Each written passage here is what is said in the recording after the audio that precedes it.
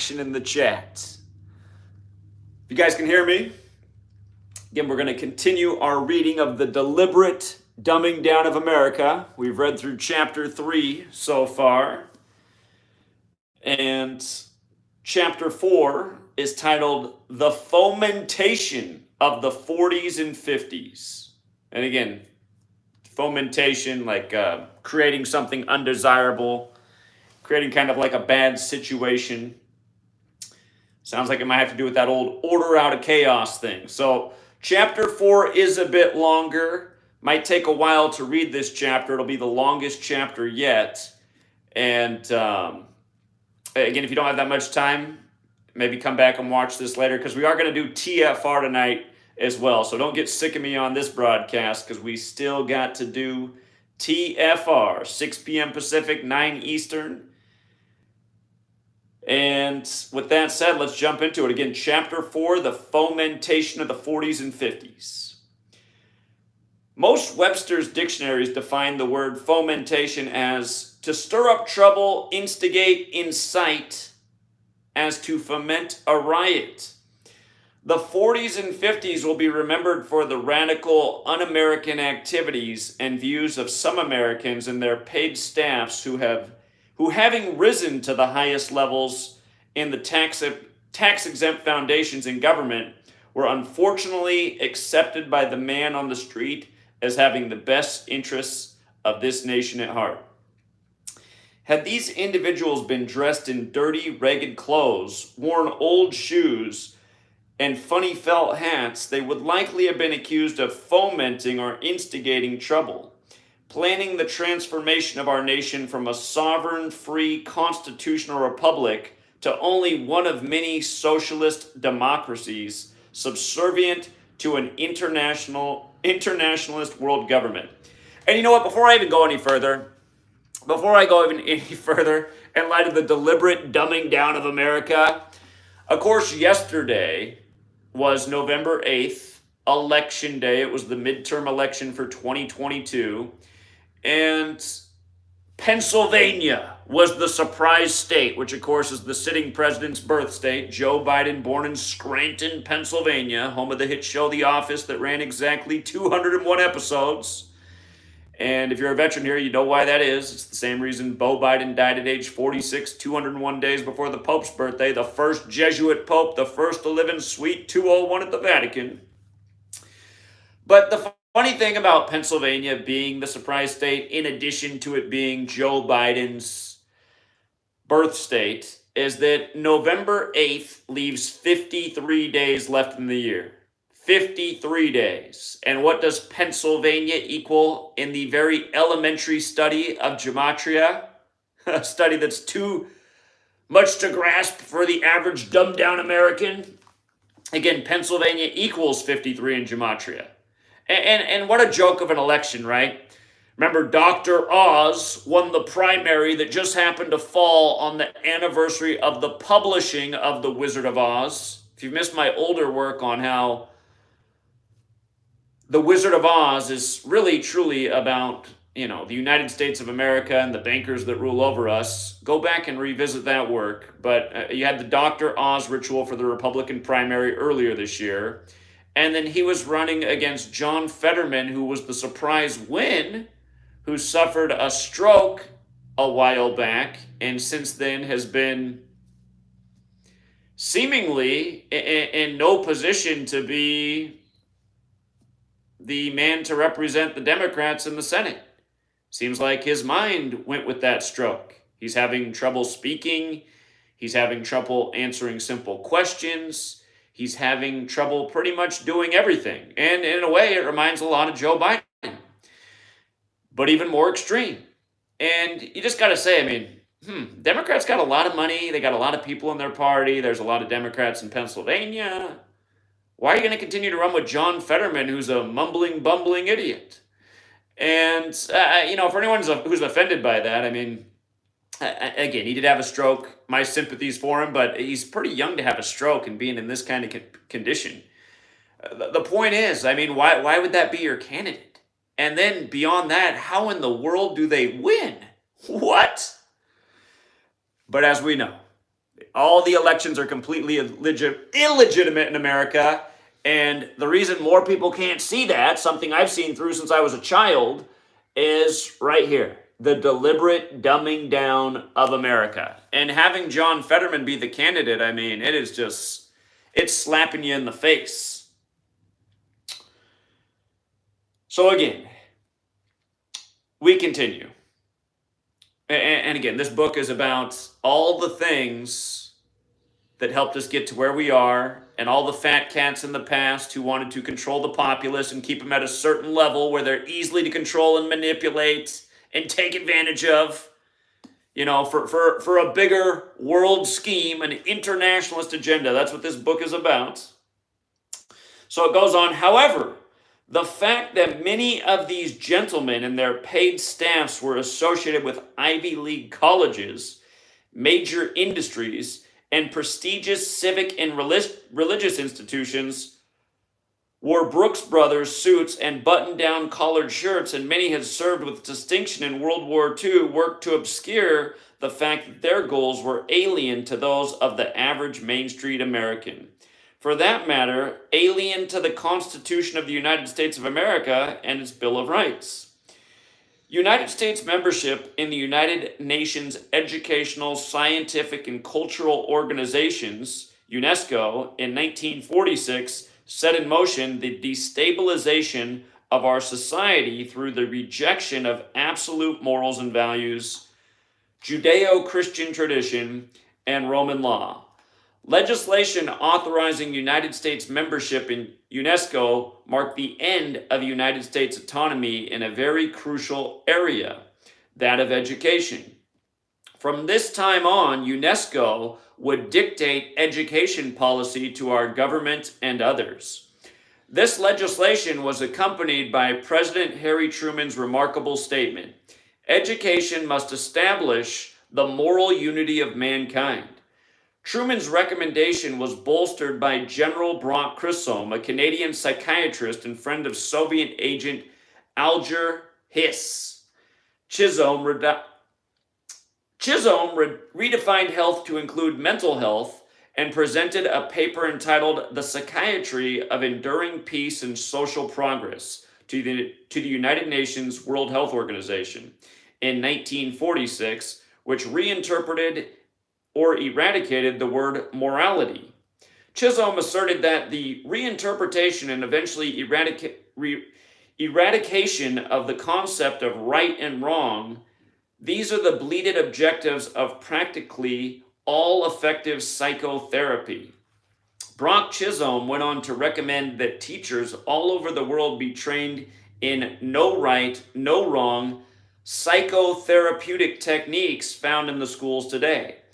The use of these techniques has resulted in, one, a high percentage of the populace, 60% if the polls taken during the summer of 1998 related to the public's approval of President William Jefferson Clinton are to be believed, responding that lying under oath is not sufficient reason for a president's removal from office, and two, incredibly immoral, amoral, and violent behavior of American youth. Has the reader ever seen a more exquisite illustration of the dialectic at work? Create the chaos, people naturally call for help. The next step is to impose the totalitarian solution, the New World disorder.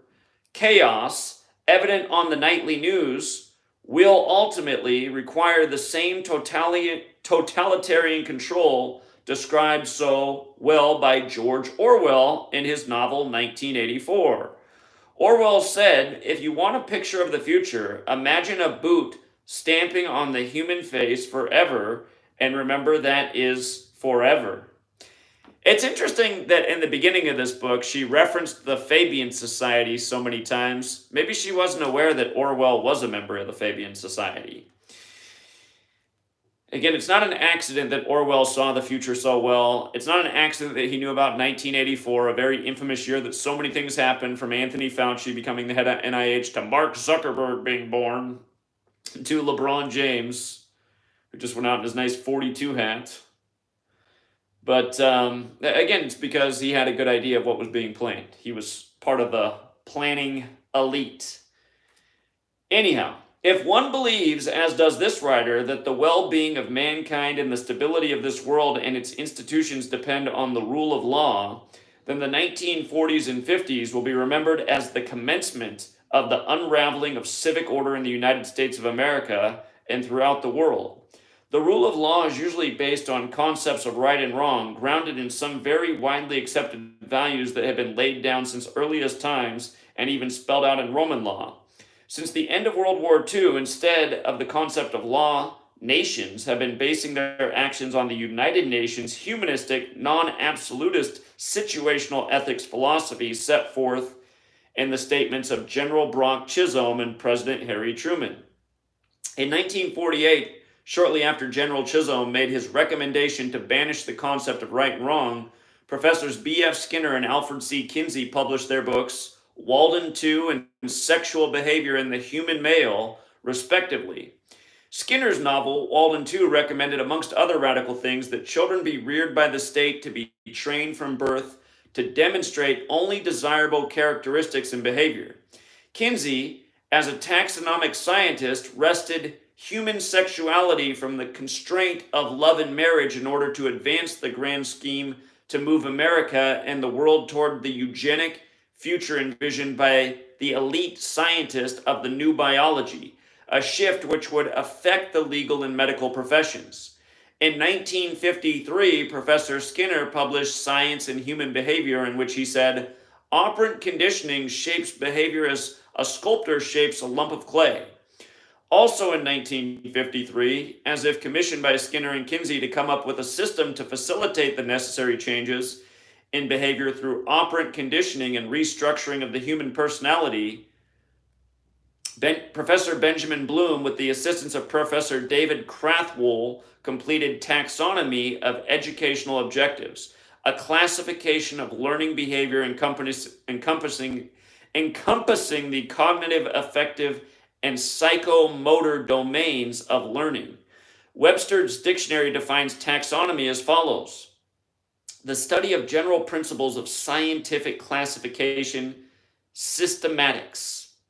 It should be noted that scientific classification related to education of a human being involves breaking behavior down into categories. To be measured and observed, behavior, which can be isolated from the human personality with its important spiritual dimension.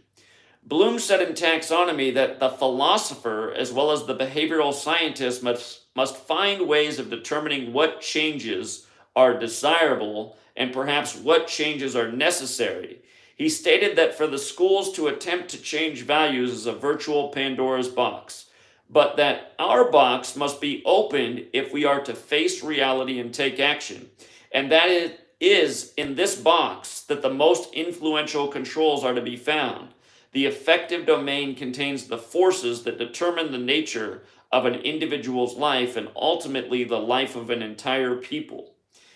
Kinsey and Bloom, as scientists, were involved in the breaking down of man, taxonomizing into units of behavior which Skinner, as a behaviorist, could identify, measure, and change. This breaking down or deconstructing of man was intended to separate man from his God-given freedom, providing identity. This opened the door to the studies of methods to control man and society. Enter Skinner, representing the behaviorist school of non-science or science of psychology. Bloom changed the focus of education from general, liberal arts education, which benefited man as a whole, to a narrow training which would be based on the behavioral psychologist's determination of what changes in thoughts, feelings, and actions would be desirable and perhaps necessary for the benefit of society as a whole. Bloom's taxonomy provided the finishing and crucial touch to the foundation laid by Dewey and others of the bedrock of today's education and teacher training. The work of Bloom, Kinsey, and Skinner provided the ingredients for future moral chaos with which we are struggling today at the national and international levels. People Weekly's cover story for the week of June 23, 1997, Heartbreaking Crimes, Kids Without a Conscience, rape, murder, a baby dead at a prom, a look at young lives that seem to have gone very, very wrong, offers vivid examples of incredibly immoral and amoral and violent behavior. Melissa Drexler, 18 years old, a baby was found dead at the prom. Daphne Abdella, 15, accused of a Central Park murder. Jeremy Strohmeyer, 18, accused of killing a 7-year-old. Corey Arthur, 19, accused of murdering Jonathan Levin. And Amy Grossberg, 18, accused of killing her newborn. In addition, the past few years have provided Americans with news of tragedy after tragedy involving young people shooting their peers and teachers at schools across the country in Arkansas, Kentucky, Oregon, Washington State, Georgia, and with the most tragic of all because of the numbers involved in Littleton, Colorado, where 12 students and 1 teacher were murdered, 2 perpetrators committed suicide, and many others were critically injured. President Dwight D. Eisenhower signed the first agreements with the Soviet Union in 1958, including an education agreement, something that would not come as a surprise to those familiar with the White House-directed plan to merge the United States and the Soviet Union, explained to Norman Dodd in 1953 by Rowan Geither, president of the Ford Foundation. Similar agreements have been signed from that time forward. The most important education agreements negotiated between the Carnegie Corporation and the Soviet Academy of Science and those signed by Presidents Reagan and Gorbachev in 1985 remain in effect to this day. The 40s and 50s set all the essential ingredients in place for implementation in the 60s of a system of education geared to behavior and values change. And again, just with regards to another focus on this book so far, the connection with the Soviets and the U.S., think about what's been going on. They became the superpowers out of World War II. You know, out of them became the rivalry, the Cold War, which served a lot of military purposes and population control purposes and indoctrination purposes. And, you know, in more recent times, we had been allies, but now the rift is coming back again with the whole debacle in Ukraine, which is causing energy prices to shift worldwide. And don't forget who was going back and forth before this whole thing unfolded, Putin and Biden, who met of all days on Pearl Harbor Day to try and calm the situation down, a day of great escalation in history. Again, those who don't know history are doomed to repeat it. But yeah, again, this is why for all these decades you've heard people echoing that phrase, New World Order. And again, the historical record is all over the place. And somehow most people roll their eyes at phrases like this and say, oh, that's a conspiracy theory. It's like, well, how many politicians, presidents, nightly news people, other people in high places have uttered the phrase? How can that be? I'm amazed at how many things are called conspiracy theories that are outright facts. It's that deliberate dumbing down thing. 1941, it goes on. Education for Destruction was written by Dr. B.R. Burchett and published by her in Philadelphia, Pennsylvania, of course, in 1941. From it, it reads, arresting, disturbing, exciting. Now, for the first time, the amazing story of communists' inquisitive corruption of America's school children. How does the small Soviet-tier minority control loyal teachers in our schools and colleges? How are anti-American, anti-religious, anti-Christ textbooks forced upon teachers and students? Why are Washington and Jefferson ridiculed while Marx and Lenin are canonized in the schools? Why are boys and girls of 13 taught free love, sexual promiscuity, and other degrading subjects? What's going on in our American schools anyway? And by the way, shout out to the Matrix, who found a video clip of a woman at a local town hall with the education board. And it was kind of weird that out of the entire book, she chose to read from page 201. She said, reading from page 201, she said, this book is on my child's classroom shelf. And they're learning in the class about the importance of giving hand jobs. I mean, like she said in the video, she's like, no wonder our children are failing. Again, go to Seattle and all the big tech, cities, and you'll notice hardly any Americans work there. They're the best paying jobs in America, and you can hardly find an American on any of these campuses. And before they were teaching your children how to give hand jobs in class, they were teaching them something almost as bad about some other kind of nonsense that didn't need to be in their head. Okay. An eyewitness account of Dr. B.R. Burchett, former head of Department of Latin in the Philadelphia public school system. It is a fearless and devastating expose of communism in America's schools, its concealed objectives, hidden motives, serpent-like power, and its vicious demoralization of children and adolescents. Every parent, every educator, every clergyman should read the book. Dr. Burchett has included, opposite the title page of her book, a photograph of one of the classrooms in the school in which she taught.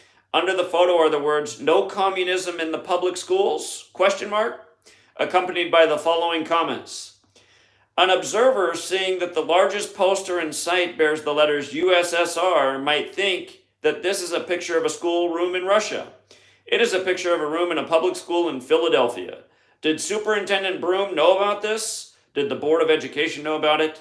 The picture is taken from Dr. Broom's annual report to the Board of Education for the year ended June 30th, 1936. There had been a branch of the Young Communist League meeting in the South Philadelphia High School. According to the papers, Miss Wagner made a great virtue of having disbanded it. Strangely, there was no investigation as to how it came to be meeting here in the first place with a regularly assigned room and with a teacher as a sponsor. In spite of the facts presented in Mr. Allen's circular, and in spite of such an amazing thing as the meeting of the Young Communist League in the school, Dr. Broom, superintendent of schools, according to the Philadelphia Record of May 7, 1936, said, "I don't propose to investigate any general statement. If she, myself, Burchett, has anything specific to say, I will be glad to hear her and investigate." Recently, a special committee was appointed to consider the attacks on the books of Harold O. Rugg and others on the ground of subversive teaching. Dr. Edwin C. Broom was member of the committee. It is not surprising, therefore, that the Rugg books were whitewashed in the committee report of February 26, 1941.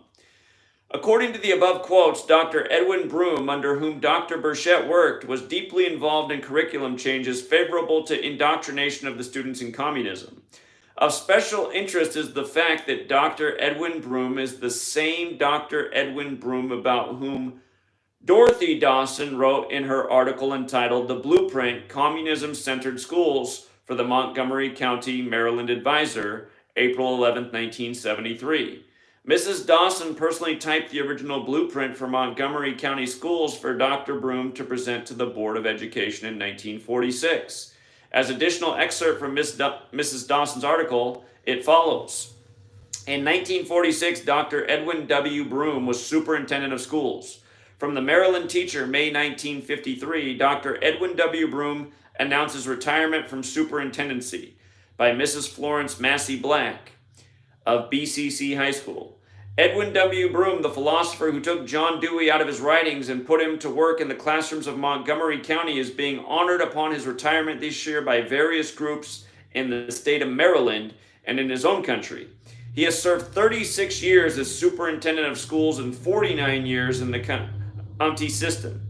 Greatly influenced by the late John Dewey, Edwin W. Broom set to work to show by analogy, specific example, and curriculum development how each teacher could bring that philosophy into his work. And so it was that John Dewey came into the classrooms of Montgomery County. 1942. In 1942, Time magazine ran an extensive article in its religion section dealing with a proposal by Protestant groups in the United States for a plan of action towards a just and durable peace for the years following the end of World War II. Excerpts from Times America Malvern follow. These are the high spots of organized U.S. Protestantism. Super Protestant new program for a just and durable peace after World War II. Ultimately, a world government of delegated powers. Complete abandonment of U.S. isolationism.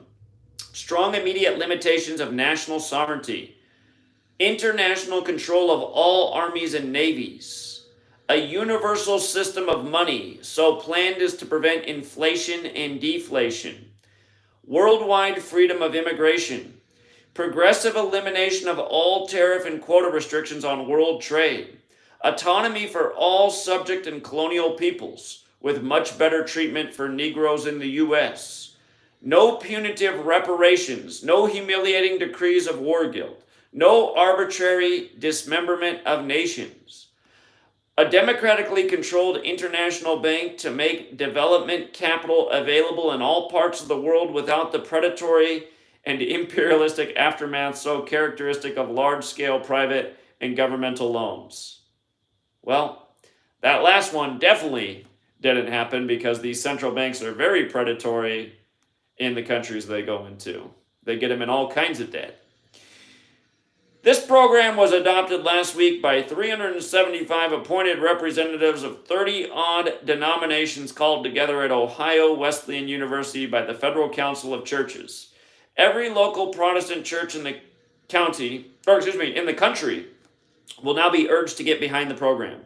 As Christian citizens, its sponsors affirmed, we must seek to translate our beliefs into practical realities and to create a public opinion which will ensure that the United States shall play its full and essential part in the creation of a moral way of international living.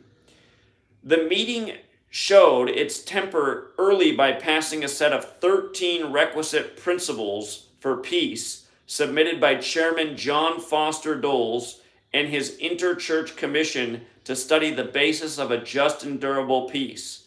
These principles, far from putting all the onus on Germany or Japan, bade the U.S.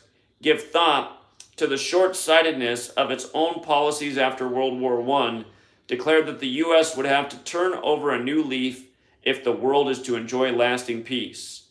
Some of the conference's economic opinions were almost as sensational as the extreme internationalism of its political program. It held that a new order of economic life is both imminent and imperative. A new order that is sure to come either through voluntary cooperation within the framework of democracy or through explosive political revolution.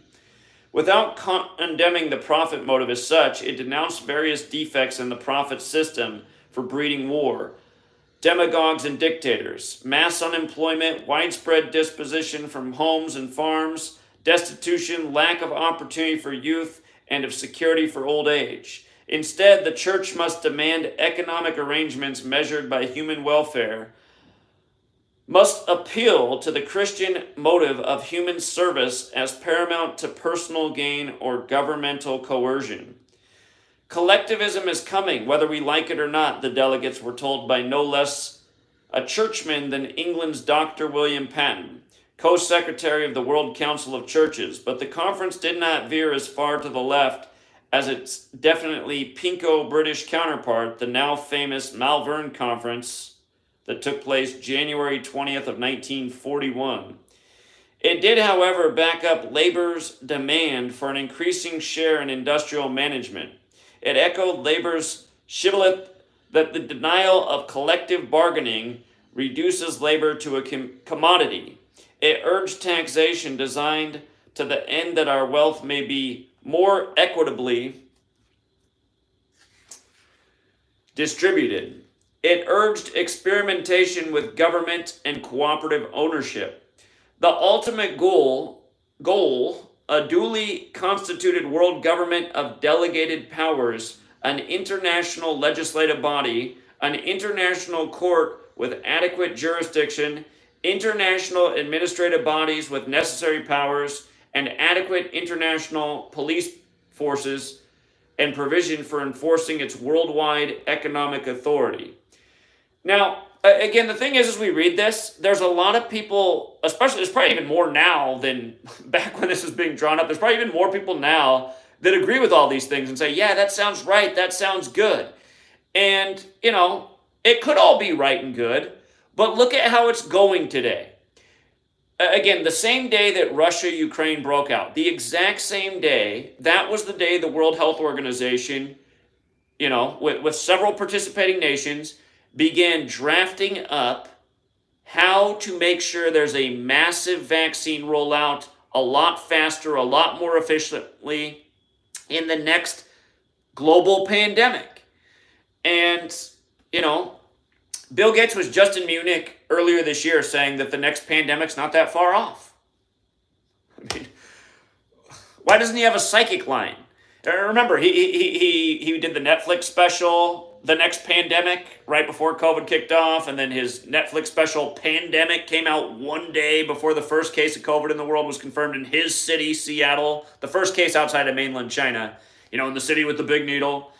But again, it's the same guy, Bill Gates, who in 2010 gave his TED Talk, and you should know what he said in that. If you still have not heard Bill Gates' 2010 TED Talk, Innovating to Zero, he says how we need to reduce population. And again, I'll let the clue be the big space needle right in his own backyard, directly across the street from the Bill and Melinda Gates Foundation.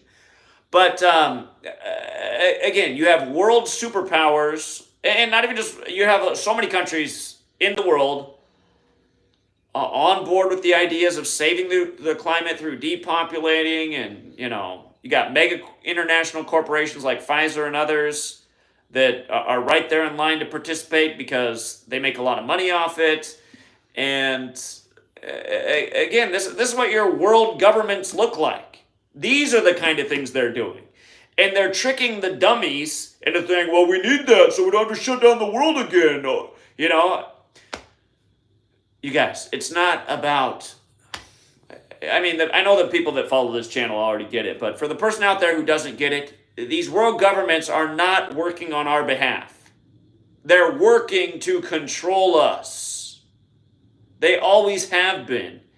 And again, you got to use a little brain power. Are they just going to come out and say, you know what, you're not as good as us. You're the dummy class. We need to control you so that we can make good profits off you and take advantage of you and screw you over with bank interest. Do you think they're going to come at you and say that? No. They're going to say, want a sucker? Suckers taste good.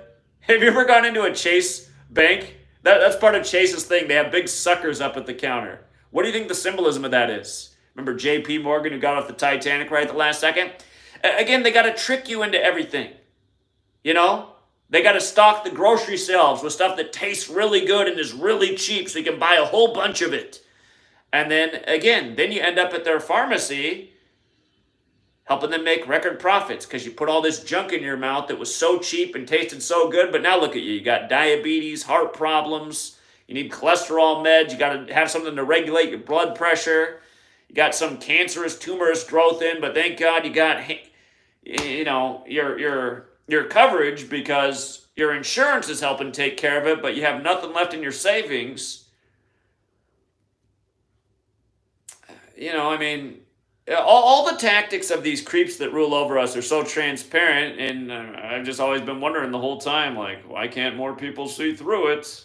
But we're learning the history of how. Very careful planning. Still, I don't feel like anyone should have fallen for it. Anyway, 1943, the American Federation of Teachers published the book America, Russia, and the Communist Party and the Post-War World by John L. Childs and George S. Counts.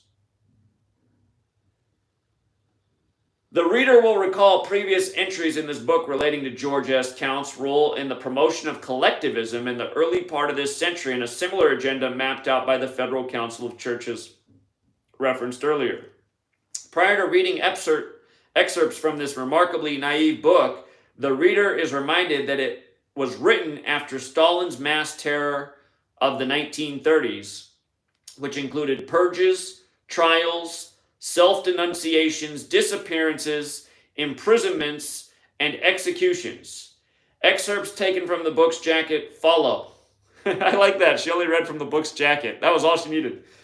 This book is the first in a series projected for publication by the Commission on Education in the Post-War World of the American Federation of Teachers. It demonstrates beyond all argument that if this war is to be followed by a just and lasting peace, America and Russia must find a way to get along together. For the United Nations, including America and Russia, is the only agency that can establish such a peace. Russia's stupendous achievements and her vast area, population, and resources make her a world power second to none. We are blind if we think we can continue half grateful ally, half suspicious rival of Russia. What then stands in the way of good relations between America and Russia? It is not differences in social systems and ideologies, for these can exist side by side. It is a 25-year legacy of mutual suspicion, fear, and active hostility. The removal of this legacy requires concessions on both sides. The preface states in part, among the subjects already chosen by the Commission for study are the problems of American youth, education for world citizenship, and the kind of educational program required to meet the demands of our technological society. Excerpts from Chapter X, Bases of Collaboration, are revealing. 6. The United States on her side will have to make profound readjustments in the historical policy with regard to the rest of the world in general, and with regard to the Soviet Union in particular. The following constitution the bare minima of readjustments required of our country. A. She must abandon the notion that she can enjoy security and maintain her democratic way of life by adhering to her historic policy of no entangling alliances. She cannot have peace if she continues to disregard the fact of worldwide interdependence, economic, political, military, and cultural. C. She must enter unreservedly into the partnership of the United Nations. E. She must revise her estimate of the enduring character of collectivist state. She must banish from her mind the naive doctrine which controlled her relations with the Soviet Union in the early years of the Russian Revolution. That is, a collectivist state being contrary to the laws of human nature, economics, and morality must sooner or later collapse. G. She must repudiate her earlier policy toward the Soviet Union. She must convince the Russian people she will have no part whatsoever in any effort to isolate, to encircle, and to destroy their collectivist state. She must show by word, deed, and spirit that she is prepared to collaborate with nations of different traditions, different ideologies, and different economic and political systems in the organization of the world for peace and progress. All of this means that those privileged groups in our own society which are fearful of any change in our property relations, free enterprise system in which we're primarily responsible for the shaping of the earlier policy must not be permitted to determine our post-war relations with Russia. H. She must finally have a vivid consciousness of the weakness in our own domestic economy. She must realize that in spite of the very real advances made in recent years, we have only begun to face the problem of rebuilding the economic foundations of our democracy. In the process of rebuilding, perhaps we may be able to learn something from the experiences of the Russian people. Interesting. We jump to 1945. United Nations Charter became effective on October 24th, 1945. Playing an important role in the creation of the United Nations was the United States Chamber of Commerce. In 1999, when parents find their local Chamber of Commerce deeply involved in the highly controversial socialist fascist dumbing down workforce training necessary for a planned global economy, the fact that the U.S. Chamber was a prime mover in establishing the United Nations should not be forgotten. The following information is excerpted from an important research paper by Erica Carl entitled The Chamber of Commerce, Its Power and Goals, dated December 1983. Two slogans were popularized in order to gain backing for chamber leadership: world peace through world trade, and more business in government and less government in business. The Chamber sought to commercialize the world under its own direction. To do this, it needed to find ways to affect and bypass operating policies of various states and nations. To change national policies and even laws required popular support and collective action. A new type of blanket organization was needed, one that could blanket not only governments, but professions, unions, educational institutions, farms, industries, sciences, religions, and even families. An organization was sought which could bring about the cooperation and commercialization of all these. A strong, controllable international blanket organization was needed. By the 1930s, plans for the new blanket organizations to serve the Chamber's purposes, the United Nations, were already well underway. The Chamber had the cooperation of tax-exempt foundations, some of which, such as the Carnegie Foundation for International Peace and the Rockefeller Foundation, had been set up early in the century. Large banks and trusts could see future profits for themselves if they cooperated with the Chamber, and the cooperation of international corporations was assumed, especially since Thomas J. Watson was president of the International Chamber of Commerce and a trustee of the Carnegie Foundation for International Peace. World War II aided efforts to establish a rational international commercial system. The United Nations organization could be used to gain governments' compliance with the Chamber's plans for a unified, controlled world economy, and also the cooperation of various non-governmental organizations. The following are some of the measures the Chamber of Commerce has supported to aid in the transfer of power from individuals and independent governments, groups, businesses, and professions to the Chamber advocated management system.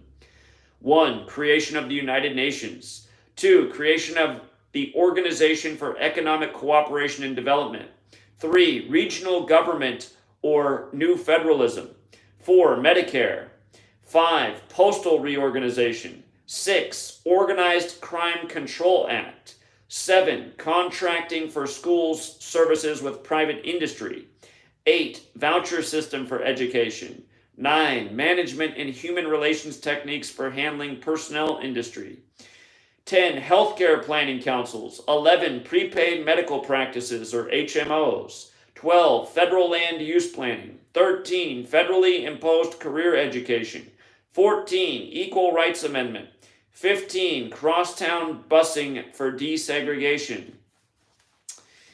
Indiana University added 2 new faculty members to its roster in 1945. Dr. Beerus Frederick Skinner became chairman of the psychology department and continued work on his forthcoming book, Walden II. Dr. Herman J. Moeller, future Nobel Prize winner, zoologist and private advocate of forced sterilization and selective eugenics, arrived in the zoology department to join longtime faculty member Alfred C. Kinsey. A publicly allied communist, Moeller had authored the book Out of the Night, A Biologist's View of the Future. The Vanguard Press, New York, 1935, which dealt with selective breeding and the advocacy of cloning of masses of human resources. 13 years after Moeller's death in 1967, a sperm bank was established in California in Moeller's honor, the Repository for Germinal Choice, which stores and distributes the sperm of Nobel Prize winners and others of exceptional ability. What are they doing with that? The Psychiatry, 1946. We're jumping to 1946. The Psychiatry of Enduring Peace and Social Progress in the William Allinson White Memorial Lectures by Major General G.B. Brock Chisholm, Deputy Minister of Health, Department of National Health and Welfare Canada, Volume 9, Number 1, was published in 1946.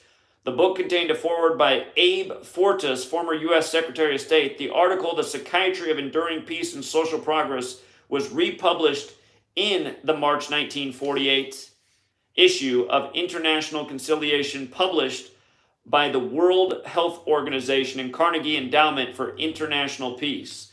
This last version included a preface written by Algerhus, former president of the Carnegie Endowment, who would later be convicted of spying for the Soviet Union. It is important also to remember that Dr. David Hamburg, former president of the Carnegie Corporation of New York, who signed the Carnegie Corporation's Soviet Academy of Science Education Agreement in 1985, is a psychiatrist. Excerpts from Brockholm Chisholm's article follow. Let me see how we're doing on time. Shout out to the super chatters. I see $12 in donations. I do appreciate that. Again, tonight when I do TFR, like at the end of the show, I'll go back and read through all the super chats I've been missing. while I've been doing these cell phone broadcasts. And just for the record, tonight's TFR is going to be kind of expensive for me because I went over my data, and now it costs $50 per 5 gigs I use. Luckily, my reset date is on the 12th. And actually, other good news, I'm going to get an internet connection on Friday. So Friday, I'll be back to regular internet, and I won't have to be, rationing my live streams due to data limitations. But thank you to the super chatters. You guys make it all possible.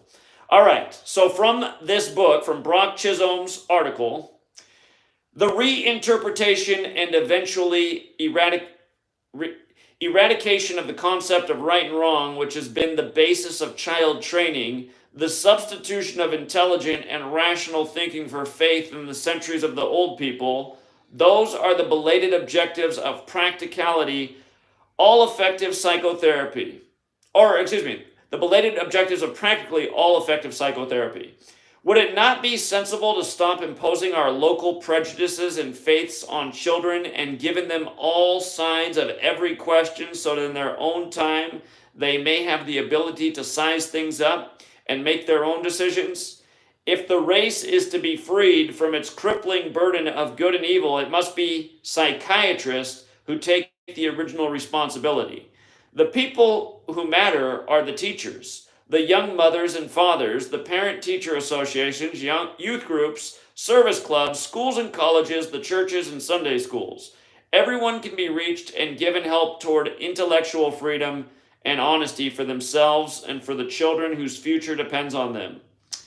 The battle, if it is to be undertaken, will be long and difficult, but the truth will prevail, whenever enough people want it to. With luck, we have perhaps 15 or 20 years before the outbreak of the next world war if we remain as we are. 20 years in which to change the dearest certainties of enough of the human race. 20 years in which to root out and destroy the oldest and most flourishing parasitical growth of the world, the tree of the knowledge of good and evil. So the man may learn to preserve his most precious heritage, his innocence, and intellectual freedom.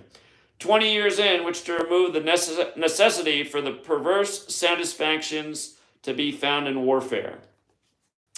If the reader is inclined to dismiss the above statements by Brock Chisholm and statements from an individual biased by his psychiatric profession and spoken at point in time remote from today, please read the following statement by U.S. Ambassador of the United Nations, Madeleine Albright, in Atlanta, Georgia, from September of 1996.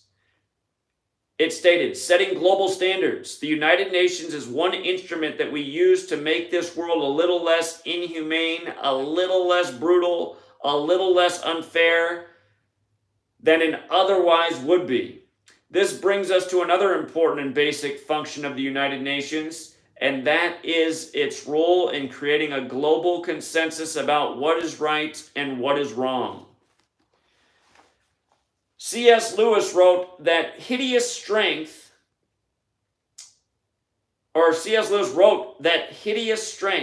I guess he wrote it in New York, 1946. Lewis's uncanny ability to predict accurately how society would be manipulated into acceptance of totalitarian control was displayed in the following excerpt taken from a conversation of Lewis's fictitious Lord Feverstone had with a young man named Mark.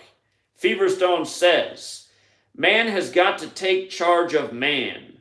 That means remember that some men have got to take charge of the rest, which is another reason for cashing in on it as soon as one can. You and I want to be the people who do take charge, not the ones who are taken charge of.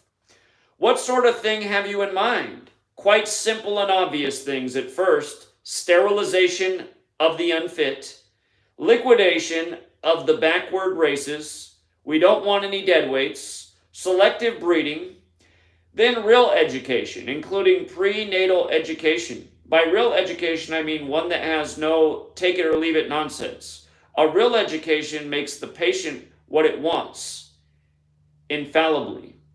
Whatever he or his parents try to do about it, Of course, it'll have to be mainly psychological at first, but we'll get on the biochemical conditioning in the end and direct manipulation of the brain. But this is stupendous, Feverstone. It's the real thing at last, a new type of man, and it's people like you who've got to begin to make him. That's my trouble. Don't think it's a false modesty, but I haven't yet seen how I can contribute. No, but we have. You are what we need, a trained sociologist with a radically realistic outlook, not afraid of responsibility, also a sociologist who can write. You don't mean you want me to write up all this? No, we want you to write it down, to camouflage it, only for the present, of course. Once the thing gets going, we shan't have to bother about the great heart of the British public. We'll make the great heart what we want it to be. And again, for all my darker complected friends out there, think of the Bill Gateses of the world always smiling in front of the experimental African children. Think about all of his nice mosquito programs over there. Think about all the other programs they've been doing in Africa. Think about when the COVID news broke, how immediately they started scaring darker complected people the most, poor communities the most. Make sure when our jab's out, because it's coming out in record time, you're the first to get it. We know who they want to get rid of,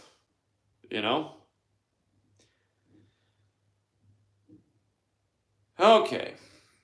So then we jump to community-centered schools, the blueprint for Montgomery County, proposed by Dr. Nicholas L. Engelhardt in New York City, April 1st, 1946. So this came on April Fool's Day. This material was provided by the late Dorothy Dawson, who was secretary to the superintendent of schools of Montgomery County, Maryland. It reads, Dr. Paul Mort and others have accumulated evidence which shows a period of almost 50 years between the establishment of needs assessment, and the school programs geared to meet it. If the school, as an agency of society, is to justify itself for the period ahead of us, it must be accepted that its fundamental function is to serve the people of the entire community, the very young children, the children of middle years, early adolescent youth, older youth, and the adults as well. The Educational Testing Service of Princeton, New Jersey was funded with an initial endowment of $750,000 from the Carnegie Corporation in 1946. 1947, National Training Laboratory was established. The first laboratory session on human relations and group processes was held at Gould Academy in Bethel, Maine. Founders of the National Training Laboratory had important connections with the Office of Strategic Services, World War II forerunner to the Central Intelligence Agency. Got to look more into that one. For all you people out there who want to do some more research, let's look into the Office of Strategic Services, the OSS. The NTL would become, with the National Education Association, a premier agency for human relations training. A 1962 book published jointly by NTL and the NEA entitled 5 Issues in Training addressed the process of unfreezing, changing, and refreezing attitudes in order to bring about change by stating the following. The Chinese communists would remove the target person from those situations and social relationships which tended to confirm and reinforce the validity of the old attitudes. This process is widely used in education, theology, medicine, business, government, etc., by pressuring individuals to participate in retreats, removing them from familiar surroundings to unfreeze their attitudes and values. People have been coming from all over the world to attend these retreats at NTL in Bethel, Maine since its founding. An excerpt from the 1977 issue of NTL Newsletter follows. From the New Britain Workshop, dialogues of the founders emerged the notions of action research laboratory and change agent, which were terms coined to denote a very vigorous, proactive social change kind of posture. A merging of radical education, deviant behavioral science, and humanistic democracy. Higher Education for American Democracy, published in DC in 47, reads, The role which education will play officially must be conditioned essentially by policies established by the State Department in this country and by ministries of foreign affairs in other countries. Higher education must play a very important part in carrying out in this country the program developed by the United Nations Educational, Scientific, and Cultural Organization, and in influencing that program by studies and reports bearing upon international relations. The United States Office of Education must be prepared to work effectively with the State Department and with the UNESCO. And as we know, so often the most educated people are also the most indoctrinated, aren't they? 1948, Sexual Behavior in the Human Male by Alfred C. Kinsey with Wardell Pomeroy, Clyde Martin, and Paul Gebhard. Published in Philadelphia, 1948. In it reads, 3 books written by leading legal, scholarly, and scientific authorities and assisted by Kinsey were published in 1948 in tandem with Kinsey's Sexual Behavior in the Human Male. All 3 books called for legal implementation of Kinsey's grand scheme to loosen, alter, and or overturn America's laws concerning sexual behavior. Those books were 1, Sexual Habits of American Men, a symposium of the Kinsey Report, edited by Albert Deutsch. 2, American Sexual Behavior and the Kinsey Report by Morris Ernst and David Louth, New York, 1948. And 3, a republication of the 1933 book, The Ethics of Sexual Acts, by Alfred A. Knopf, New York, 1948. French jurist and pedophile noted for, also in that book was René Goyen, a French jurist and pedophile noted for having coined the phrase in reference to children, sex before 8 or it's too late. God. Sounds like the Talmud. To further elaborate on the connections of these books and ideas generated by them, Raceman wrote on page 189 of her book. I mean, like, isn't it sad? You know, I think almost everyone that has ideas like that, I think they were sexually abused. I don't understand. It happens so much. It's so rampant, sexual abuse of children. It's like, what? Like, again, it's like, what is going on? Homosexuality is weird because, again, to me, it has to be like a born trait in most cases. I know that they've turned it into this trendy, cool thing, so that's changing, but like, seriously, what man wants to have sex with another man who's attracted to women? I don't think that happens. And it's also in the same way that I can't comprehend how somebody would want to have sex with a child. It's like, I look at them the same way. I'm just like, it just seems gross to me. And especially with a child, it seems like really gross and wrong. I mean, if 2 men are attracted to each other and they want to have sex, it's not a big deal to me, especially if they're born that way. But I know that a lot of people who abuse children were abused as children themselves. So it's a vicious cycle, but God, sex before 8 or it's too late, it's like, who are these people? I mean, the average 8-year-old isn't even thinking about sex. I mean, God.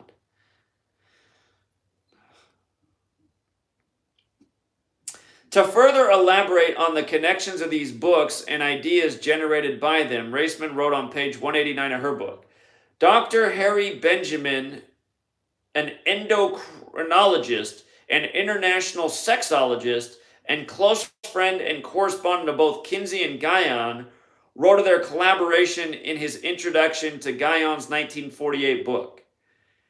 Many sex activities, illegal and immoral, but widely practiced, are recorded by both investigators. Guyon speaking as a philosopher and Kinsey judging merely by empirical data are upsetting our most cherished conventions, unless we want to close our eyes to the truth or imprison 95% of our male population. We must completely revise our legal and moral codes. It probably comes as a jolt to many, even open-minded people, when they realize that chastity cannot be a virtue because it is not a natural state. Editor's note: the above extraordinary statement revealed the depth of some very perverse thinking in the area of human sexuality, thinking which would become institutionalized to the extent that in 1999 the American Psychological Association felt comfortable publishing in its journal a study suggesting that pedophilia is harmless and even beneficial if consensual. According to an article in the June 10th, 1999 issue of the Washington Times entitled Psychology Group Regrets Publishing Pedophilia Report, Practice Not Always Harmful, article said, the APA was taken by surprise when its report provoked angry public reaction, including a House of Representatives resolution condemning it. It followed up with an abrupt about-face in an apologetic letter to the House Majority Whip Tom DeLay, which expressed regret not that it supported the idea of acceptable adult child sex, but that the article had been published in a public journal. Who remembers the criminal Tom DeLay? There's a name from the past. To prove the march towards sexual revolution had indeed reached the courts, Reisman further quotes Manfred S. Guttmacher, medical doctor, author of The Role of Psychiatry in Law, dated 1968 out of Springfield, Illinois, and special consultant to the American Law Institute Model Penal Code Committee. It states, in 1950, the American Law Institute began the monumental task of writing a model penal code. I am told that a quarter of a century earlier, the Institute had approached the Rockefeller Foundation for the funds needed to carry out this project, but at the time, Dr. Alan Gregg, man of great wisdom, counseled the foundation to wait, that the behavioral sciences were on the threshold of development to the point at which they would be of great assistance. Apparently, the Institute concluded that the time has arrived. Walden II, a novel by B.F. Skinner, published in New York in 1948. Skinner recommended in his novel that children be reared by the state to be trained from birth to demonstrate only desirable characteristics and behavior. He also wrote on page 312 of the paperback edition, what was needed was a new conception of man, compatible with our scientific knowledge, which would lead to a philosophy of education bearing some relations to educational practices. But to achieve this, education would have to abandon the technical limitations which had imposed upon itself and step forth into a broader sphere of human engineering. Nothing short of a complete revision of a culture would suffice.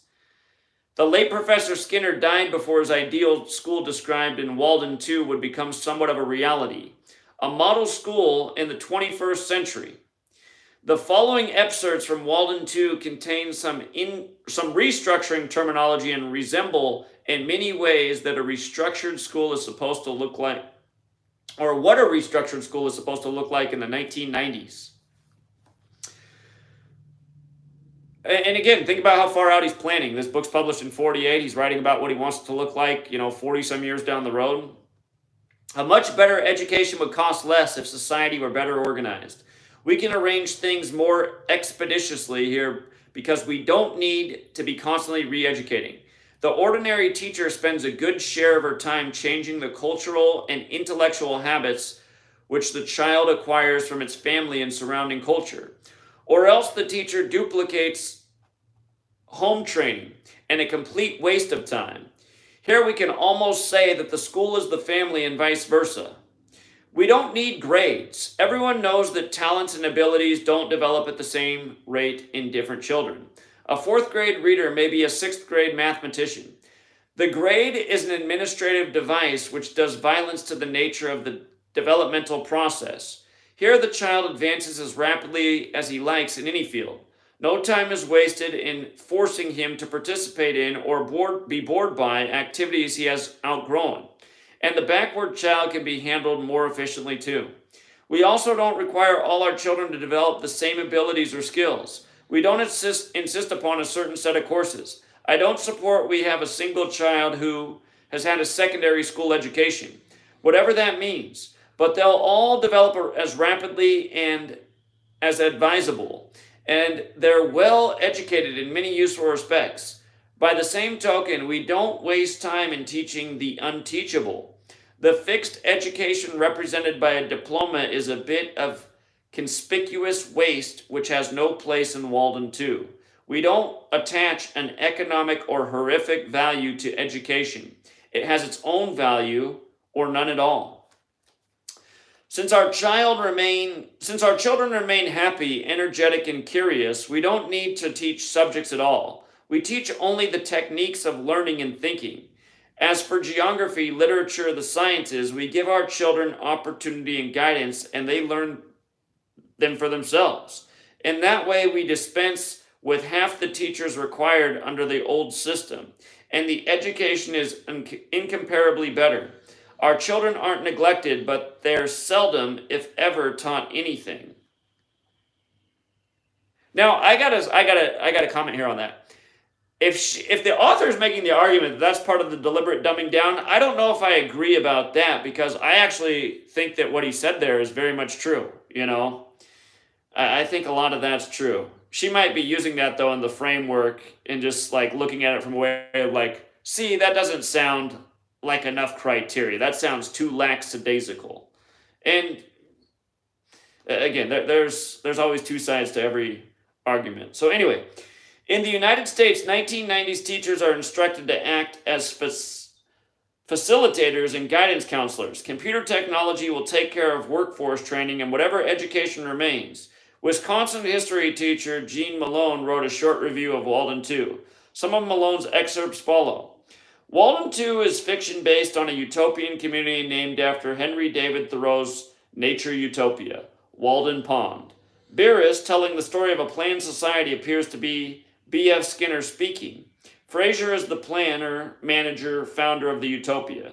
The utopia Walden II is presented in the United States. Beerus and his friends are given a tour of Walden II, and Castle is unimpressed. Beerus at the end joins Walden II. Quotes follow from pages. 92, community love. 245, we not only can control human behavior, we must. 219, the new order. 189, psychologists are our priests. 188, Walden II is not a religious community. 282, their behavior is determined, yet they're free. 286, that one is good, right? Their behavior is determined, yet they're free. Again, a programmed society. You already know what they're going to do. You already know how they're going to respond to everything. You already know what they're going to do. They're on the conveyor belt. 286, what is love except another name for the use of positive reinforcement? 278, let us control the lives of our children and see what we can make of them. 274, behave as you ought. 186, we can make men adequate for group living. That was our faith. 134, our goal is to have every adult member of Walden II regard our children as his own, and to have every child think of every adult as his parent. 135, no sensible person will suppose that love or affection has anything to do with blood. 112, education in Walden II is part of the life of the community. Our children begin to work at a very early age. 108, history is honored in Walden II only as entertainment. 105, we are always thinking of the whole group. 160, we are opposed to competition. 139, the community as a revised family. Conclusion, this fictional presentation of Skinner's ideal community is much like the language and laws in use today by the behavioral elite, describing their plans for your children, your schools, your country. It is behavior management by the unchosen. During the year of 1948, Dr. Skinner moved his family from Indiana University to Cambridge, Massachusetts to join the faculty of Harvard University. During 1948, Alger Hiss, who later would be convicted of spying for the Soviet Union, wrote the preface to General Bronk Chisholm's lecture, The Psychiatry of Enduring Peace and Social Progress, which was republished in International Conciliation, dated March 1948. Alger Hiss was at the time president of the Carnegie Endowment for International Peace, the publisher of International Conciliation, the preface of Chisholm's lecture, which redefined the word health as follows. The World Health Organization came into formal existence early in February.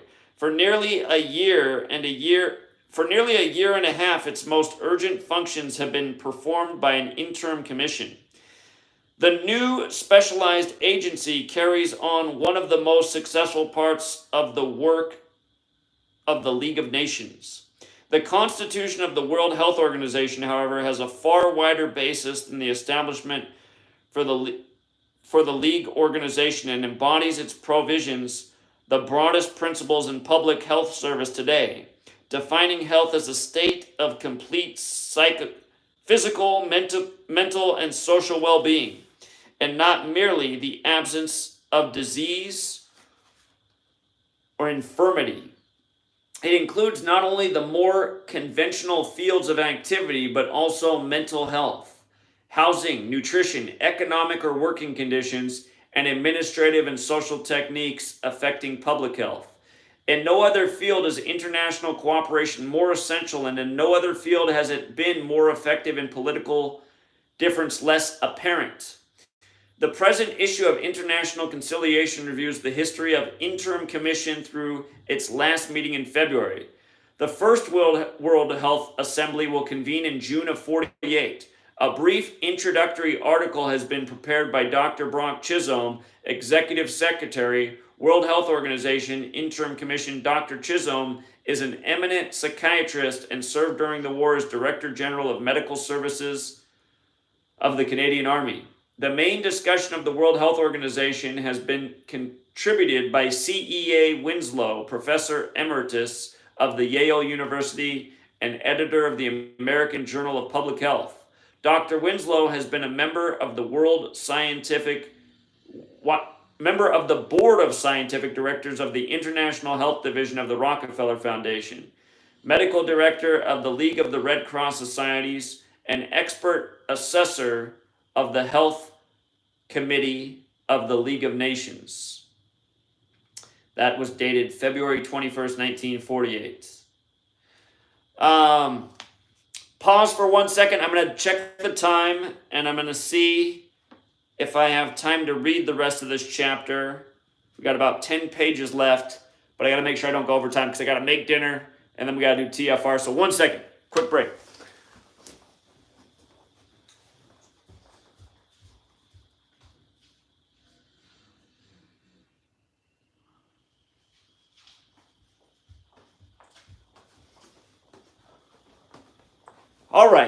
All right, we got time, we'll finish. All right, 1949, Basic Principles of Curriculum and Instruction. Let me get some more light in here, actually. It's more like it.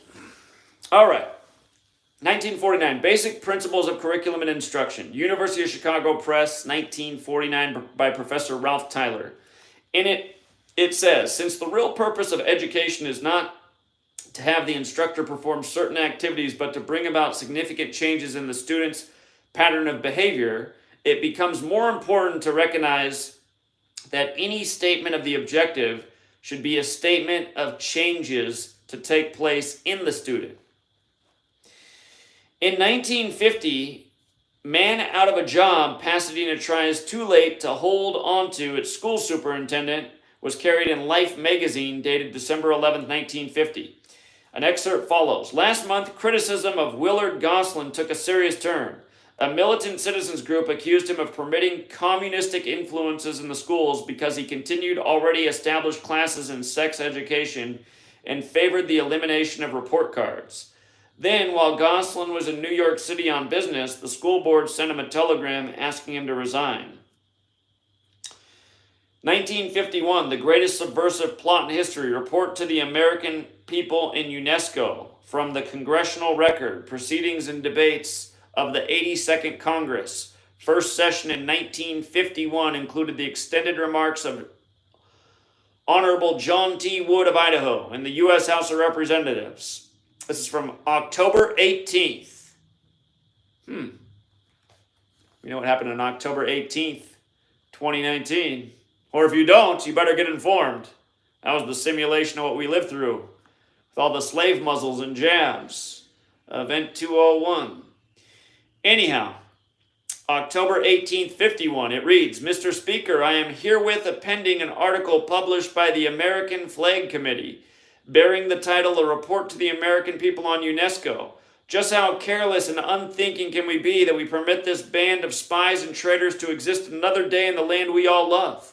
Are there no limits to our callousness and neglect of palpable and evident treason stalking rampant through our land, warping the minds and imaginations of even our little children to the lying propaganda and palpable untruths we allow to be fed to them through the monstrous poison?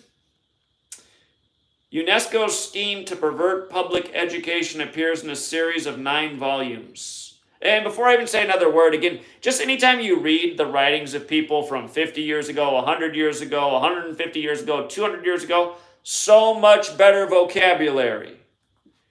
You know, my vocabulary sucks. I can write all right, but, you know, I don't have command of a lot of big words.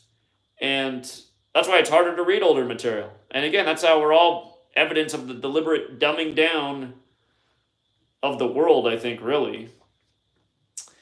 UNESCO's scheme to pervert public education appears in a series of 9 volumes titled Toward World Understanding, which presume to instruct kindergarten and elementary grade teachers in the fine art of preparing our youngsters for the day when their first loyalty will be to a world government, of which the United States will form but an administrative part.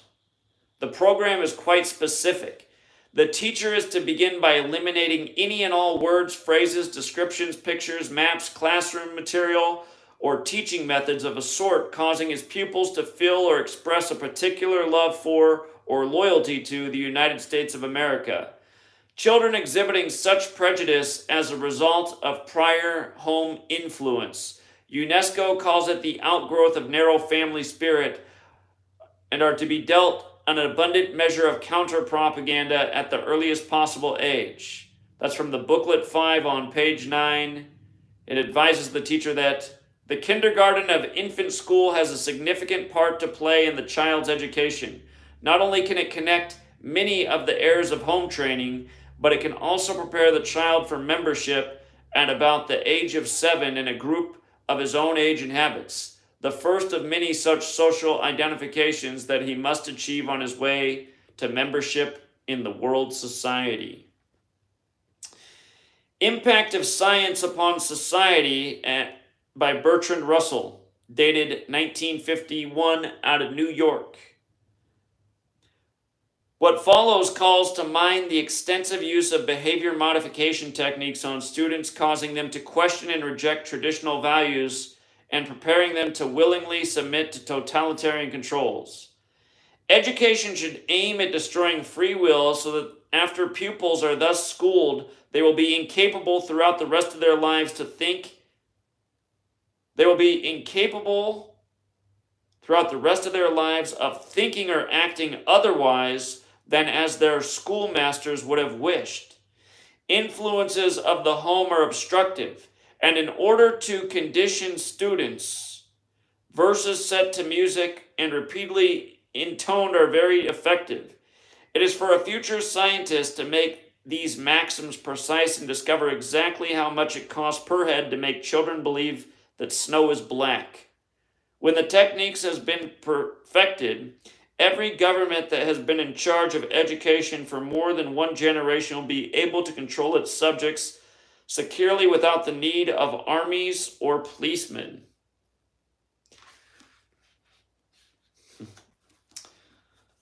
They want to have so much control over your mind that what's right in front of your face you cannot even identify, and you just have to think the exact opposite if that's what you were told by your schoolmaster, even if it was decades ago. How about that? 1952, the year my mom was born. Subversive influence in the educational process. Hearings before the subcommittee to investigate the administration of Internal Security Act and other internal security laws of the Committee of the Judiciary. United States Senate, 82nd Congress, second session on subversive influence in the educational process. dated September 9th. How about that? One day after my mom was born. Woo! All right, excerpts from the testimony of Bella V. Dodd, New York, who was accompanied by her attorney, Godfrey P. Schmidt. Mr. Morris, Dr. Dodd, how recently have you been associated with the Communist Party?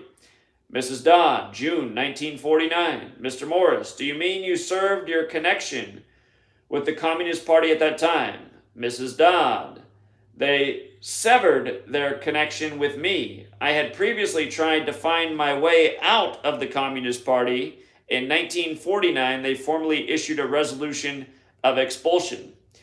Mr. Morris, Dr. Dodd, will you tell us what relationship you have bore to the Communist Party organization while you were the legislative representative of the Teachers Union? Mrs. Dodd, well, I soon got to know the majority of the people in the top leadership of the Teachers Union were communists, or at least were influenced by the communist organization in the city. Senator Homer Ferguson, in other words, the steering committee, as I take your testimony, was used for the purpose of steering the teachers along the line that communism desired.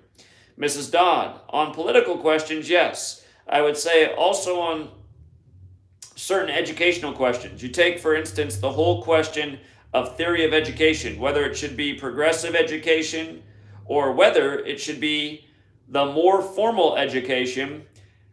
The Communist Party as a whole adopted a line of being for progressive education and what would be carried on throughout the steering committee and into the union. Cooperative Proceedings in Learning, Columbia University, 1952. In it, the foreword reads, as is true of most of the publications of the Horace Mann Lincoln Institute of School Experimentation, cooperative procedures in learning represents the work of many people and emphasizes the experimental approach to curriculum improvement. Having just completed a unit in social studies, we spent today's class period planning the procedure for a new unit. I started the discussion by pointing out that 3 methods by which we had studied other units. 1, individual project work. 2, group project work. 3, textbook work. I asked the class to consider these 3 methods and then to describe which they preferred or suggested another method for studying our coming work. It was here that I noticed that most of those who seemed in favor of group projects were students who were all developed socially and had worked well with others in the past, whereas those favoring individual projects were almost entirely the A students who obviously knew they were capable of doing good work on their own and would receive more recognition for it through individual work. Editors note the collectivist philosophy that the group is more important than the individual got off the ground in education in the 1950s as a result of the experimental research of educators conducting work similar to that of Alice Mill. By the 1990s, egalitarian dumbing down, outcome-based education with its cooperative learning, mastery learning, group grades, total quality management, etc. is the accepted method in the schools of education and in the classroom. Okay, 1953, Norman Dodd, a Yale graduate, intellectual in New York City, investment banker, was chosen to be the research director for the Reese Committee of the U.S. House of Representatives in 1953. The Reese Committee was named for its creator, Rep. Carroll Reese of Tennessee, and was formed to investigate the statute of tax-exempt foundations. Dodd sent committee questionnaires to numerous foundations, and as a result of one such request, Joseph E. Johnson, president of the Carnegie Endowment for International Peace, invited Dodd to send a committee staffer to Carnegie headquarters in New York City to examine the minutes of the meetings of the foundation's trustees. These minutes had long since been stored away in a warehouse. Obviously, Johnson, who was a close friend of former Carnegie Endowment's president and Soviet spy Alger Hiss, had no idea what was in them. The minutes revealed that in 1910, the Carnegie Endowment's trustees asked themselves this question: is there any way known to man more effective than war to so alter the life of an entire people? So right before World War I got underway. For a year, the trustees sought an effective, peaceful method to alter the life of an entire people. Ultimately, they concluded that war was the most effective way to change people. Consequently, the trustees of the Carnegie Endowment for International Peace next asked themselves, how do we involve the United States in a war? And they answered, we must control the diplomatic machinery of the United States by first gaining control of the State Department. Norman Dodd stated that the trustees' minutes reinforced what the Reese Committee had uncovered elsewhere about the Carnegie Endowment. It had already become a powerful policy-making force inside the State Department. During those early years of the Carnegie Endowment, war clouds were already forming over Europe, and the opportunity of an enactment of their plan was drawing near. History proved that World War I did indeed have an enormous impact on the American people. For the first time in our history, large numbers of wives and mothers had to leave their homes to work in war factories, thus effectively eroding women's historic role as the heart of the family. The sanctity of the family itself was placed in jeopardy. Life in America was so thoroughly changed that according to Dodd's findings, the trustees had brashness to congratulate themselves on the wisdom and validity of their original decision. They sent a confidential message to President Woodrow Wilson insisting that the war not be ended too quickly. After the war, the Carnegie Endowment trustees reasoned that if they could get control, and you guys, let's not forget when World War I ended. This used to bother me when I was a kid. World War I, they say, ended on 11/11, so a bunch of ones, 1111, at 11 a.m. And how? I mean, how can they? What, was there a bullhorn across the world? Stop fighting, the war is over, it's 11 a.m. on 11/11. Again, I mean, is it even true? We know it's not true, it's impossible, but we know why they report it that way. And again, these psychopaths who want to control everybody, I mean, this author, she's only writing about what she knows about, but she doesn't know how they're all a bunch of Kabbalist freaks. Not to say that if you're into Kabbalah, it makes you a freak, but these people are freaks, you know.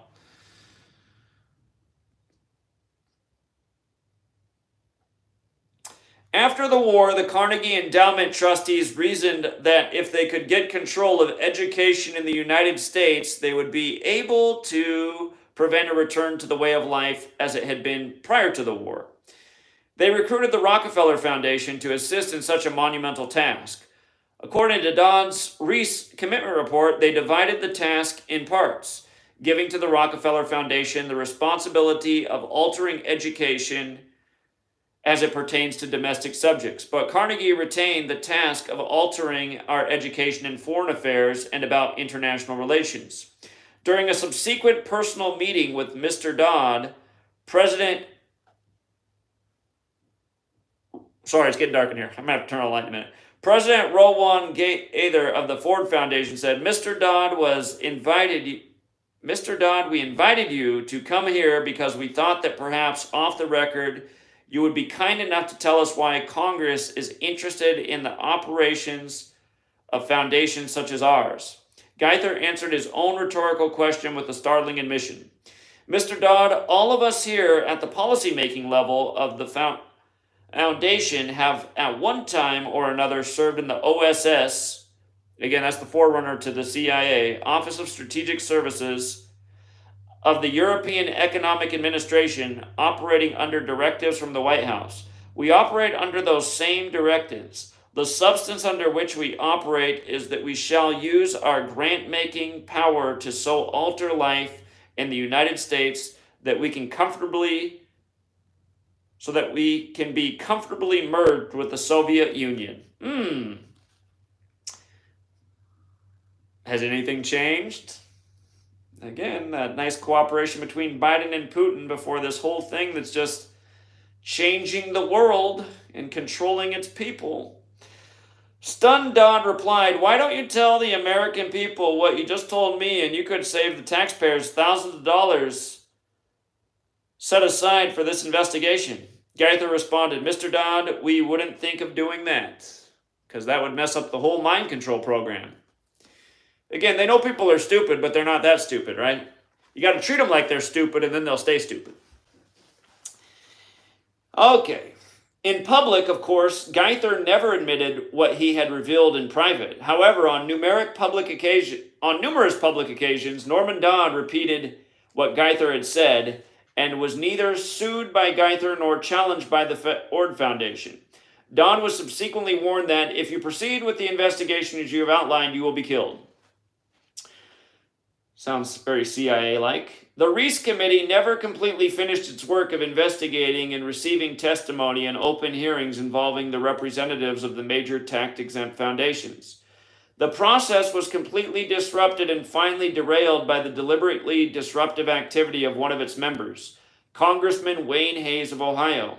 According to General Counsel for the Reese Committee, Renee A. Wormser's account in Foundations, Their Power and Influence, published in New York in '58, reads, Hayes was frank enough to tell us that he had been put on the committee by Mr. Sam Rayburn, the Democratic leader in the House, as the equivalent of a watchdog. Just what he was to watch was not made clear until it became apparent that Mr. Hayes was making it his business to frustrate the investigation to the greatest extent possible. Science and Human Behavior by B.F. Skinner, 1953, also published in New York. To quote Skinner again, operant conditioning shapes behavior as a sculptor shapes a lump of clay.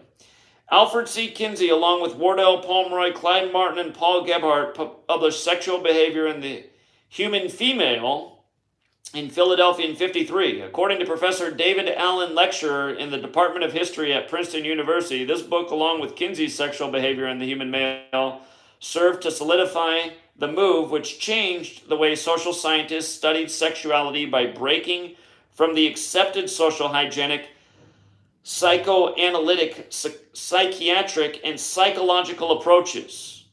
Kinsey's work played a critical role in the mid-century privatization of morality. In the post-World War II era, experts abandoned the concept of public morals, a concept which had underpinned the social control of American sexuality from the 1870s onward. In the 1950s and 60s, however, sexual morality was privatized, and the state-controlled, highly regulated moral economy of the past gave way to a new, deregulated moral market. Kinsey's work argued against governmental interference in private life.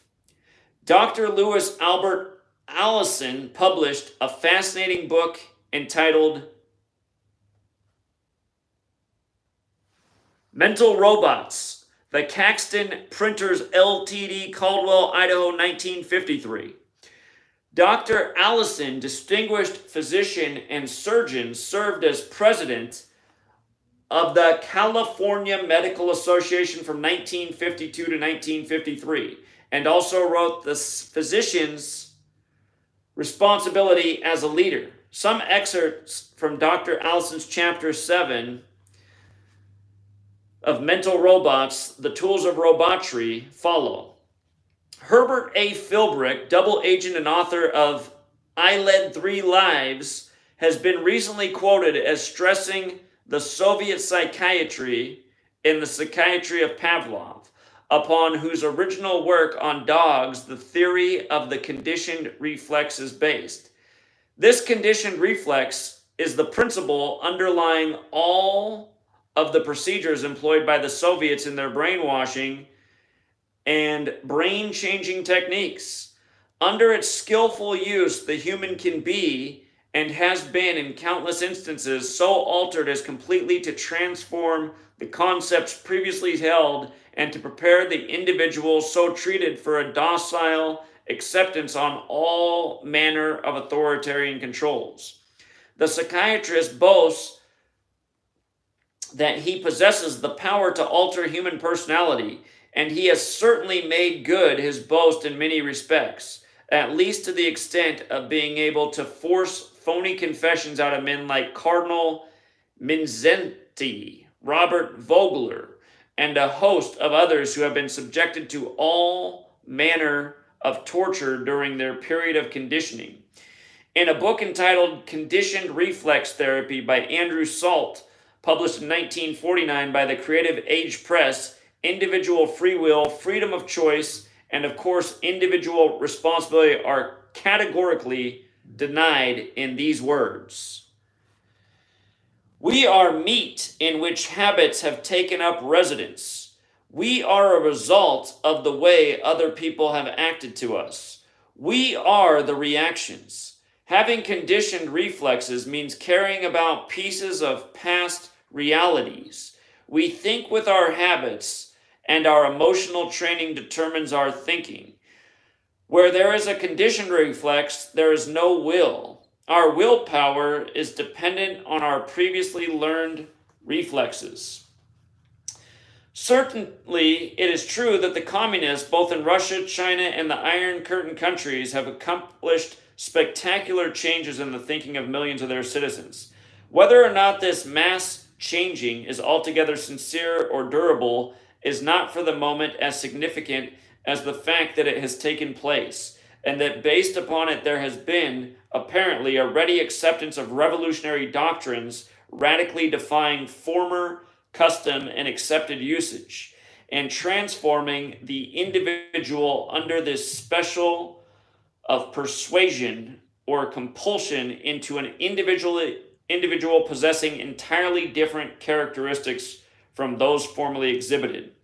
And thus, whole new social, economic, political, and even religious regimes have been accepted in a comparatively short time. In order to comprehend all adequately what has been and what is happening to the mental processes and attitudes of the American people during recent years, and in order most particularly to be aware of and alert to the carefully planned goals of the inner and hardcore sponsors of the so-called mental health program, it is pertinent to explore briefly the science and art of cybernetics. Cybernetics, according to Gold's Medical Dictionary, the science dealing with communication and communication control theory as applied to mechanical devices and animals, and including the study of servo mechanisms, that is, feedback mechanisms. Josiah Macy Jr. Foundation, 565 Park Avenue, New York 21, has published a series of symposia on cybernetics, circular, causal, and feedback mechanisms in biology and social systems. In a Freedom Forum presentation entitled Inside U.S. Communism by Herbert Philbrick at Harding College, Searcy, Arkansas, dated April 16, 1954, and distributed by National Education Program, Mr. Philbrick had this to say about cybernetics. The communists, I have discovered, have a favorite term for their system of influencing people in devious ways. The word they use as an overall title of the technique is cybernetics. Cybernetics as a pure science has a very legitimate and worthwhile function. It has to do with how to improve conduits and cables, how to make better coaxial cables for television, how to improve telephone service, how to make more efficient electronic brains, etc. It has a very legitimate service as a pure science. But since a human being as a communist is simply another machine, since human nerve centers have exactly the same function as an electronic circuit, since a human has not a soul, he is only a mechanical apparatus. The communists have decided that this particular science has a very useful application, not on machines, but on humans. Now, we've heard a great deal more, apparently, about brainwashing. Back in 1940, that word wasn't familiar to us, but what was going on inside these young Communist League cells was a technique of cybernetics, a technique of brainwashing, if you will. I just think about when I was growing up in school in the 80s and 90s, so often as students we were told about how in Russia they brainwashed their people, and we should be so thankful that we are Americans who are not brainwashed. And I even as a child, I always had an eyebrow up, and I was like, some of the stuff you guys have been telling me seems like brainwashing. It sure doesn't make any sense. I'm pretty sure they must tell every student in every country that they have the greatest country and everyone else is bad. Again, you would think that people would have the ability to have these thoughts. And they do, but I guess they're taken away from so many people. The communists brag that theirs is a technique of Soviet psychiatry. Now, Soviet psychiatry is based on the same technique principles as that of our own doctors and psychiatrists, except that the communists have a different purpose in their psychiatry. Our doctors work with unhealthy minds and try to make them healthy and whole again. The communists have decided that cybernetics provided a very wonderful way to go to work on healthy minds and to destroy them. And of course, we are now getting a bit of that picture from our own prisoners of war who were jailed and imprisoned by the North Koreans and the Red Chinese. One of my good friends is Robert Vogler. We've learned a great deal from Robert Vogler about the technique of brainwashing. It's a horrifying story. I would suggest that you folks who are interested in this subject, perhaps some of you students, could adopt for special study the field of cybernetics. It is brand new. I don't know of a single book on the subject in connection with what the communists are doing with it. As a matter of fact, my own knowledge is very limited because the only facts I have are those few things which we have gathered from inside the Communist Party, which indicate that the Reds have been working around the clock to this study of the scientific manipulation and control of information. It is based on the finding of Pavlov, which say that a man... Hold on, let me turn on the light.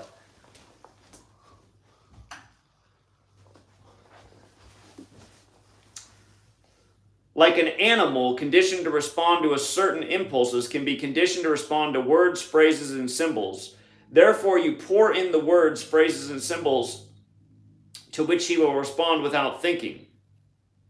And then you withhold other certain words which will cause him to respond in a way which you may not desire. It is the scientific control of human beings by means of control of information. As the pattern for the international robot of the future, so meticulously drawn to scale by our condescending planners and masters, becomes increasingly clear, it behooves us to study the plan carefully to determine to just what extent it has already been effectuated, to appraise the multitudinous force aiding and abetting its adoption, and to determine finally whether we as individuals do in fact possess characteristics of sufficient value to justify any resistance to this seemingly almost overwhelming juggernaut of collectivism which is rushing headlong upon us. Have we in America, the greatest land upon which God's sun has ever shone, succumbed to the flesh pots of a modern Egypt? Have we become so softened by bellies lined with rich food, wives clad in rich raiment, and housing and appurtenances designed to shield us from every intellectual endeavor, that we are no longer interested in making any effort to reclaim and to reinvigorate the one economic, social, and political system which has made all of this possible for us? 1954. Alice A. Bailey, an American theosophist. What's a theosophist? I gotta look that one up later. Theosophist? Wrote Education in the New Age. Lucius Trust, New York and London, 1954. The following information was written in the front of the book. The publication of this book is financed by the Tibetan Book Fund, which is established for the perpetuation of the teachings of the Tibetan and Alice A. Bailey. This fund is controlled by the Lucius Trust, a tax-exempt religious educational corporation. It is published in Dutch, French, Spanish, German, Italian, and Portuguese. Translation into other languages is proceeding. Following are some excerpts from Chapter 3. The next step is mental development of humanity. If I'm not mistaken, the Lucius Trust was not the original name of that company. And I forget the exact name, but they just used the word Lucifer, if I'm not mistaken. The mental transition period. There are 3 immediate steps ahead of the educational system of the world, and some progress has already been made towards taking them. First, the development of more adequate means of understanding and studying the human being. This will be made possible in three ways. One, the growth and the development of the science of psychology.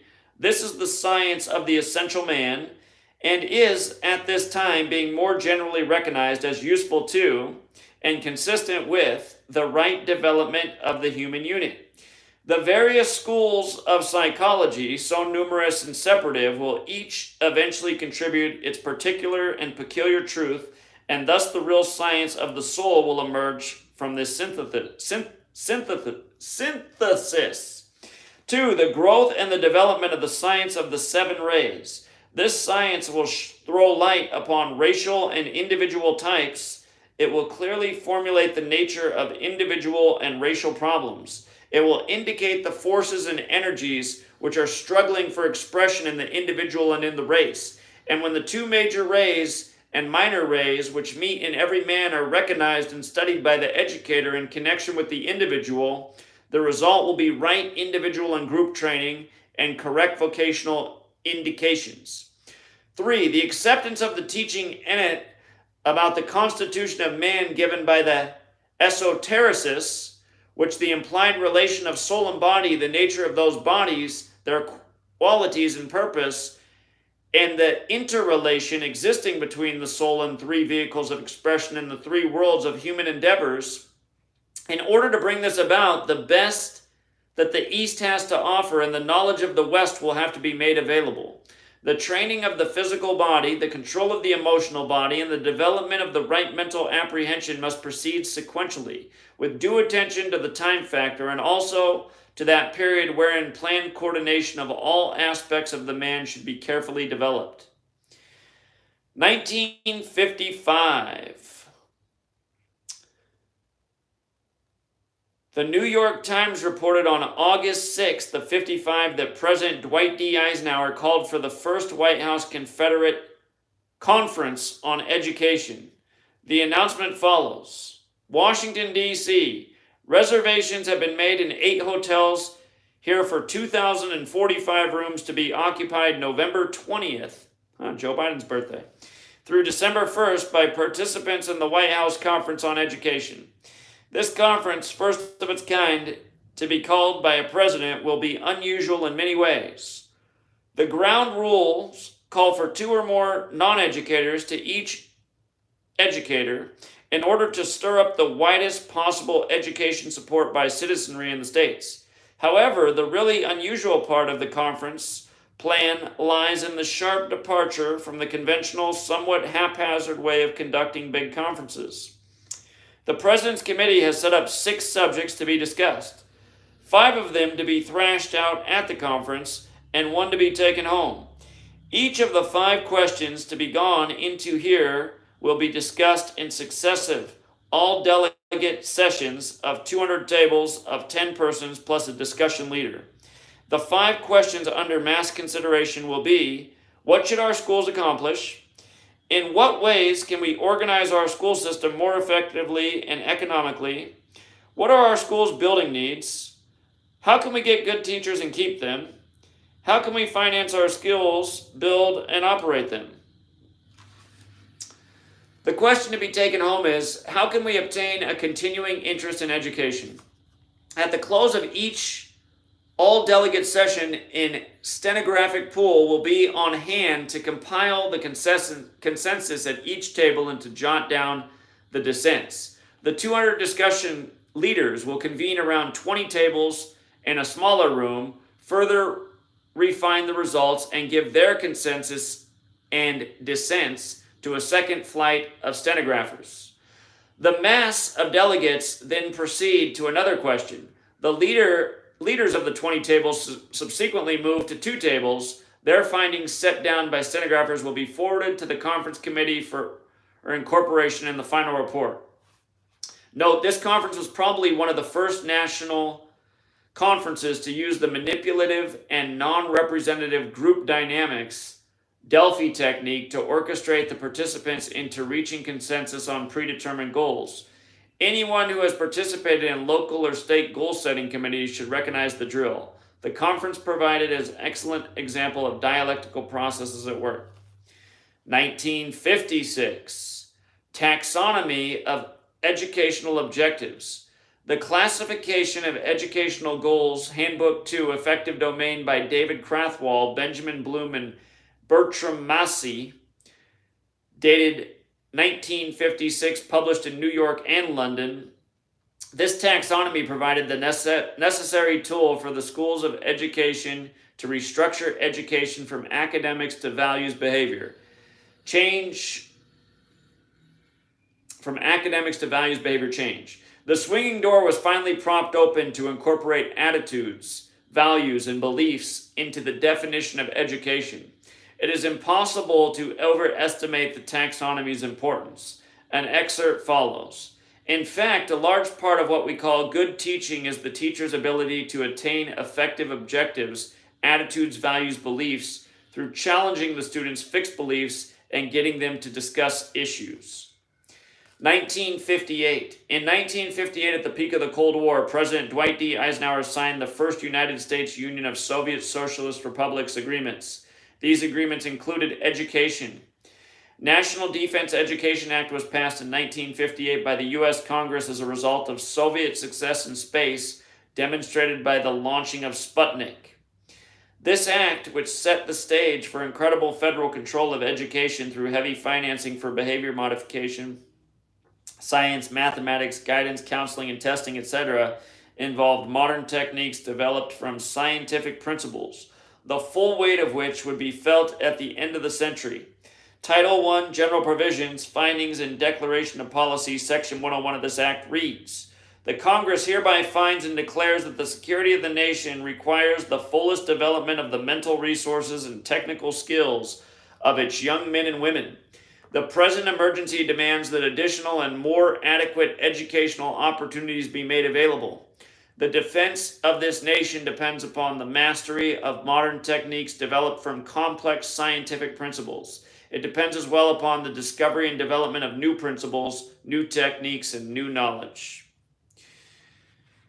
Okay, so next we will read Chapter 5, The Sick 60s, Psychology and Skills. And right now we have read 70-some pages. This abridged version of the book's about 450 pages. So we're close to a sixth of the way through the book. Again, we are reading The Deliberate Dumbing Down of America. And I should have bent the page. To me, the best part of that chapter was the part about how the Carnegie Institute, in secret, kept what they knew best, that war is the best way to change society. And again, the world wars radically changed society, the world, and again, they're constantly using war to manipulate and move people, you know? They created they've created a massive drug culture through many of the recent wars. And look at what's going on right now because of war. You know, you got the war on germs, Russia, Ukraine, and it's changing the way of life as we know it. So anyhow, thank you to everyone who hit the like. And I will be back in a little bit. We do have TFR tonight. And I'll find out what the bill is afterwards. I know about a 3-hour live stream uses close to 5 gigs of data. So anyway, we'll leave it there for now. And thanks for everyone who tuned in. And again, if you have room for more, TFR, again, 6 p.m. Pacific, 9 Eastern. And eventually we'll continue more of this. So until next time, Truth Seeker.